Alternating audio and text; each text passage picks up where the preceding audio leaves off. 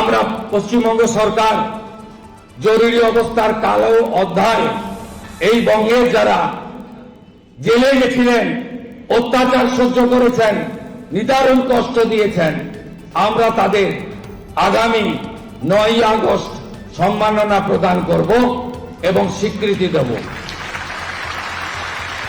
তারা আমাদের আমন্ত্রণ নিশ্চয়ই গ্রহণ করবেন। আর লোকতন্ত্র সেনানী সমন্বয় একটি কমিটির প্রস্তাব এসেছে। সর্বশ্রী দেবাশিস রাহেরি অ্যাডভোকেট, সর্বশ্রী শম্ভু ধারা হাওড়া, সর্বশ্রী আনন্দমোহন দাস হুগলি, সর্বশ্রী অমর সিং নিকনেম সানু কলকাতা, সর্বশ্রী সাধন পাল উত্তরবঙ্গ, সর্বশ্রী সুব্রত চৌধুরী অ্যাডভোকেট কলকাতা। এটা আমি গ্রহণ করলাম। সরকারিভাবে আমরা স্বীকৃতিপত্র সরকারের যে নিয়ম আছে মেনে আমরা দ্রুত করব। এখানে সিটিজেন্স এম্পাওয়ারমেন্ট ফোরাম যারা এই সুন্দর অনুষ্ঠানের আয়োজক, তারা কয়েকটি প্রস্তাব দিয়েছে পশ্চিমবঙ্গ সরকারকে মুখ্যমন্ত্রীর মাধ্যমে। এক, organising seminar on social, constitutional and national issue.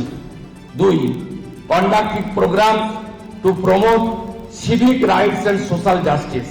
3, organizing celebration of the birth anniversaries of eminent national personalities and cultural icons to inspire younger generation. 4, observing Constitutional Day as per norms and guidance of the central government. 5, conducting relief and charitable activities during times of distress. It's a very praiseworthy proposal. I heartily accept it.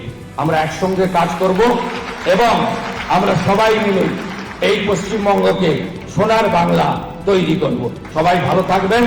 অগ্রজদেরকে প্রণাম, সতীর্থদের শুভেচ্ছা, মাতৃমণ্ডলীকে বন্দন। আমার কথা শেষ করছি। বন্দে মাতরম।